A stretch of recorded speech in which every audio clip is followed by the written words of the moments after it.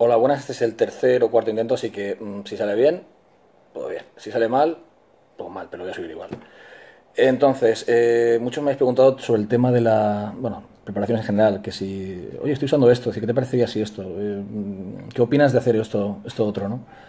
Realmente cuando alguien me pregunta si hacer o no hacer algo, obviamente yo supongo que no lo hace pidiéndome una opinión. eh, en la cual yo tenga algún ápice de decisión. Esto es, no es por lavarte las manos, en absoluto. Es que realmente cuando alguien te hace una pregunta de este tipo, realmente, o así yo lo interpreto, es ¿qué haría yo en su lugar? Esto es, tú te plantearías, bueno, si yo estuviese en tu lugar, yo haría, pero de ahí al consejo es que hay un salto importante. Hay un salto importante no solamente en términos legales, en términos de responsabilidad, ¿vale? Porque obviamente si yo te digo, haz una cosa, te estoy incitando, ¿no?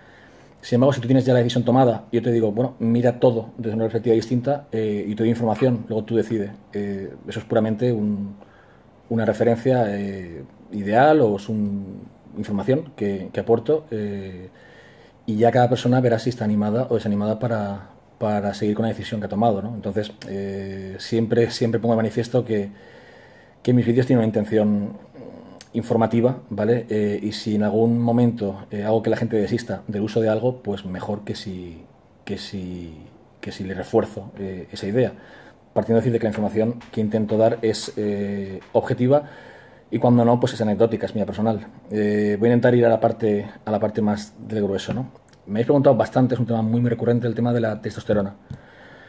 Quizá porque está muy de moda en los bridge emplear testosterona sola, o porque hay gente decir que por temas económicos o incluso de salud, porque considera que la testosterona es más saludable, esto con matices. Pero bueno, emplear solamente testosterona, joder. Con los brackets es terrible. Sin ningún tipo de anabólico, sin nada más, solo testosterona. Bueno, como siempre me gusta un poco hablar de las cosas con un poco más de perspectiva o en profundidad, pues bueno, ¿desde cuándo cojones se usa la testosterona? Pero con tacos suena todo más, ¿no? Más abrupto, más de... "Ey". Vuelvo al plano este de profesor aburrido.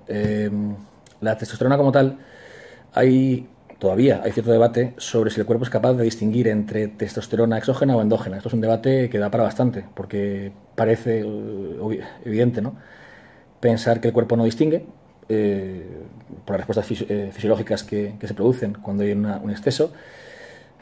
Pero esto no es del todo así y es bastante relativo, ya digo.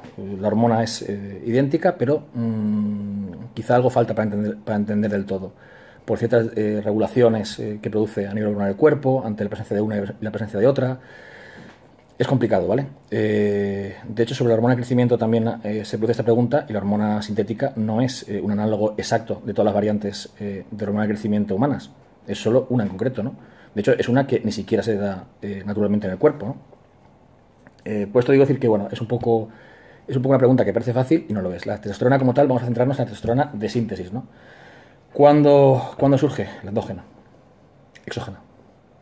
Es como túnel y puente, siempre los mezclo y los confundo. Sé lo que es cada cosa, pero túnel y puente, me hago un lío. La testosterona como tal, años 30, surgió la testosterona como principio activo.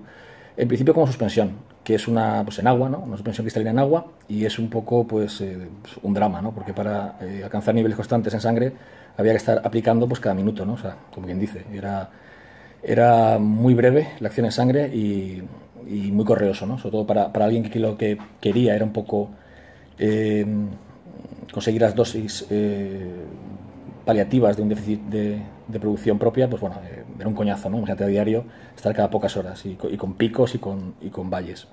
Horrible.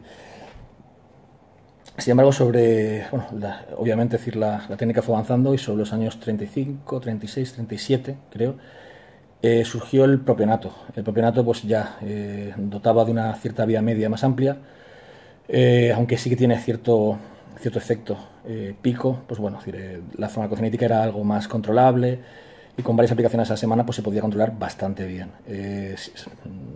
Aún así, sobre los años 50 surge el enantato, que todos conocemos y sin duda quizá la presentación más conocida de testosterona. El enantato convive años después con el cipionato, ¿vale? Que también es muy conocido y lo conoceréis bastante. Sobre esto surge una cuestión que comentaré luego, al acabar la presentación la presentación de presentaciones, la presentación de los diferentes ésteres. También se une la testosterona, ¿vale?, a un decanoato en presentación farmacéutica, Nevio, no me acuerdo muy bien de la presentación. Es un gramo de testosterona unido al éster, un decanoato. Es ultralento, lo que busca es una liberación muy prolongada y lo que consigue pues es justo eso. No es de las testosteronas más apreciadas, ni siquiera entre personas que, pues, transexuales, personas que pueden usar la testosterona de manera terapéutica, no es muy popular. Quizá porque, bueno, aunque es verdad decir que el peso del éster atrapa parte de la testosterona, esto es, un gramo de un decanoato no tiene tanta testosterona como un gramo de propionato, esto es obvio, ¿vale? Pero igual hay gente que no lo sabe. Incluso haciendo la reducción del peso del éster, el undecanoato es demasiado lento. Esto es cierto que no produce picos, pero la liberación, el ser humano sí que produce ciertos push, ciertos momentos de empuje fuerte de testosterona. Si quiere imitar esos pulsos, pues el undecanoato no lo hace. Lo que hace es un poco cubre los huecos, pero cubre todos los huecos en lugar de generar vaivenes. Es demasiado estable, paradójicamente. Entonces, también está el andriol, que es testosterona, es decir, que se absorba para absorberse vía oral, vía linfática. Todo linfático suele ser un castañón y esto no es excepción. El andriol es una testosterona muy pobre en cuanto a asimilación. Citar aquí versiones halógenas como el turinabol y tal me parece un poco una tontería, porque no responden a la aunque son familia, pero no responden realmente a lo que estamos hablando, que es testosterona como tal, sin ninguna modificación, ¿no? Salvo el éster. Entonces, y analizamos una de las cuestiones más discutidas, ¿no?, que es el enantato es igual que el cipionato. Estructuralmente sí, de hecho, se parecen bastante, estructuralmente no tanto, pero siempre se ha hablado de decir de que, bueno, a efectos prácticos estamos hablando de vidas medias semejantes, entonces es parecido, ¿no? Pues yo siempre he defendido que sí, porque es la teoría y es lo que, digamos, teóricamente se puede defender. Pero efectos prácticos, en la calle ha habido Testex de farmacia. Tú ibas a la farmacia y pedías Testex, tiempos gloriosos aquellos donde no pensaban que ibas a hacer nada malo con ello, pensarían que eres un transexual, no sé, o que tienes ciertos problemas de libido. Bueno, ¿a qué voy? Vendían Testex, que sería el cipionato, y vendían testovirón. Luego fabricaban solo en Portugal, pero bueno, lo había en España. Y el testovirón era la testosterona. O sea, tenías Testex y era como, a mí me testovirón. ¿Por qué? Pues para ser tan semejantes, era mucho más cómodo por la presentación, pero aparte, la potencia era mayor. No creo que la gente afirmase rotundamente, decir, es más potente, pero sí, todo el mundo prefería testovirón, pegaba más, ¿no? Y estamos hablando de productos de farmacia, es decir, no hay fake, no, de farmacia. Bueno, entonces, si todo el mundo, y yo no por una opinión generalizada, sino que incluso alguien que era un poco neófita y se empezaba en el mundo de los fármacos y tal, porque antes se hacía un poco así, todo el mundo lo referenciaba. No, si tienes testovirón mejor, tal, en farmacias. Hostia, pues era llamativo, ¿no? Así que el tema de la similitud del éster, con matices. No digo que el enantato sea mejor, pero bueno, un poco la cuestión queda ahí, ¿no? La cuestión anecdótica. De hecho, viendo estudios que me resulta curioso, hacían una prueba entre enantato y el ciclohexacarboxilato, nada menos, y sí que veían que, bueno, que del mismo modo eran semejantes, pero la farmacocinética al final hacía que el enantato tenía más pulsos y al mismo tiempo, es decir, una acción más prolongada, con lo cual, incluso efectos de masa muscular, había una ligera mejora del enantato. Ya vemos que no es igual.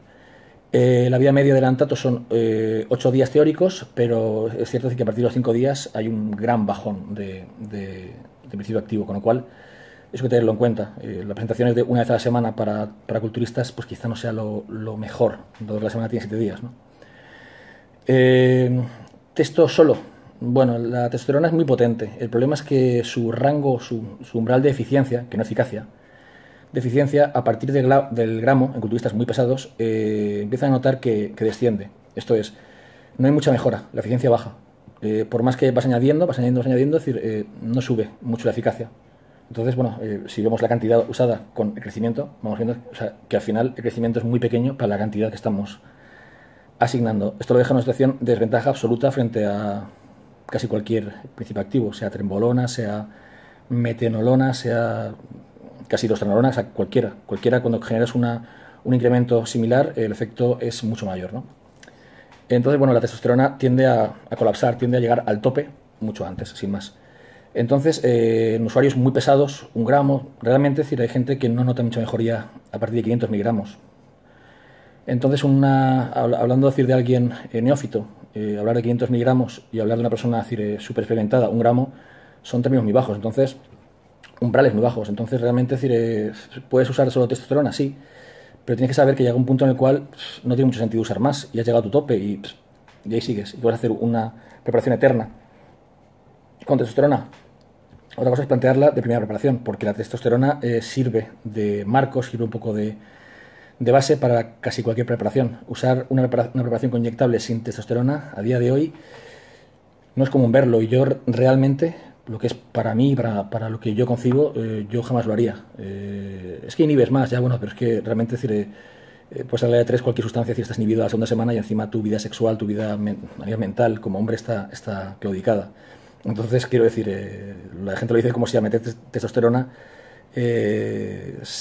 no sé, si no metes testosterona, una progestina no te va a causar inhibición, ¿no? Al final todo suma, bueno, pues baja la progestina o usa otra cosa menos inhibitoria, ¿no? Es un poco así. Respecto al tema cardiovascular, hay muchos estudios y es muy, muy jodido al final saber qué y cómo, porque, bueno, aparte de los efectos que quería comentar, vía 5-alfa reductasa, que se convierte en estrógeno, y 5-alfa aromatasa, dihidrotestosterona. Sobre el tema de la DHT ya hablaré, porque no soy muy amigo de la finastérida, pero el tema de estrógenos, pues sí conviene controlarlos, tampoco erradicarlos. Tema de arteriosclerosis, joder, respecto a pacientes que pueden desarrollar una arteriosclerosis por hialina, sí que diabéticos, personas con problemas renales, sí que parece ser que la testosterona obviamente no va a mejorar. Gente con tensión muy alta, pero luego hay un problema, porque los estudios, la mayoría, hablan de placa no calcificada.